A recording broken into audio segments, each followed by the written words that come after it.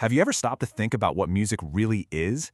I mean, is it that perfect polished track you can stream a million times? Or is it that one-of-a-kind concert, that feeling you'll never get back? Well, today we're diving right into that debate. The perfect record versus the unrepeatable moment. So let's just ask it outright. What is a song? Is it a finished product? Something solid like a statue that we can look at again and again? Or is it more like a flash of lightning, an event that happens once and can never ever be perfectly repeated? Turns out, the answer really depends on where in the world you're standing. Okay, so let's start with what most of us are familiar with, right? The Western musical tradition. For centuries, this whole world has been about one thing: creating the perfect record. And the key word here, the big idea, is reproducibility. The whole goal was to write music down, to capture it on paper in a score, so that it could be played by anybody, anywhere, exactly the way the composer dreamed it up. The music becomes this fixed, unchanging object. Think about it like a blueprint for a building. The score, that's the fixed set of instructions. The performer's job, even a brilliant one, is to be a recreator, to bring that blueprint to life. And the music itself, whether it's a symphony or a pop song, is seen as this finished object, totally locked in by that score. Now, I want you to take that whole idea and just flip it completely on its head. Let's jump into a totally different musical universe, African oral traditions. Because here, music isn't a record at all. It's a living, breathing process. The guiding principle here is improvisation. In a lot of these traditions, the music isn't written down. And get this, that's on purpose. By not being recorded, the music has to stay alive. It has to be fluid. It's constantly changing based on the moment, the people there, the whole vibe of the room.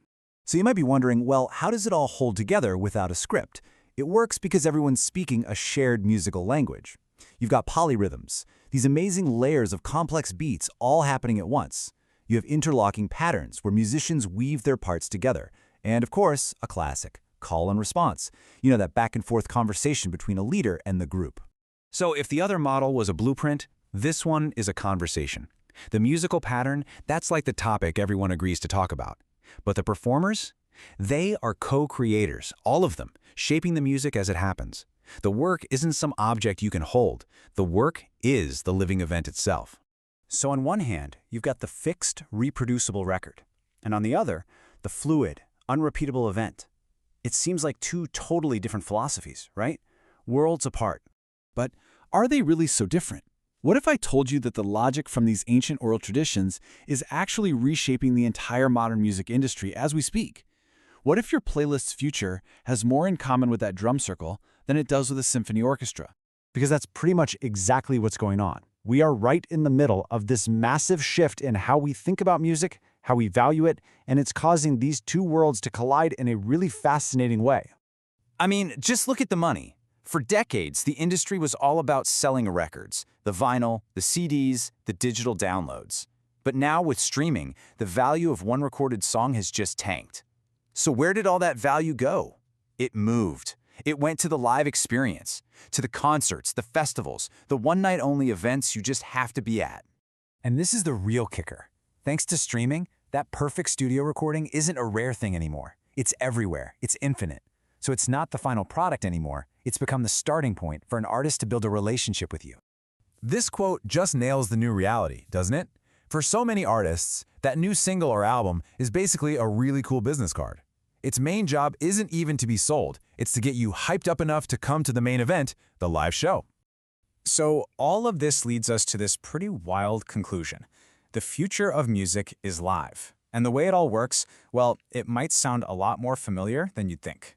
Just think about it for a second. That ancient principle of call and response, that's the electric feeling of a whole stadium singing a chorus back at the artist. That idea of repetition with small changes. That is the absolute bedrock of DJ culture and hip-hop beats. And the focus on a shared community experience, where the work is the moment itself. That's the engine of our entire experience economy, where we'd rather pay for something to do than something to own. So what we're really seeing is this incredible, profound shift. The central idea of music as a live, shared, and ever-changing event, a philosophy that's been at the core of African traditions for centuries, is now right at the heart of the music the whole world listens to. In the end, it kind of seems like the tradition that never relied on perfect recordings is the one that's lighting the path forward in a world where those recordings don't have the same value anymore. So I'll just leave you with this final thought to chew on. If the one-of-a-kind performance is the real product and the recording is just the invitation, what does that change for you? What are you actually buying when you buy a concert ticket? And maybe more importantly, what are you really listening for?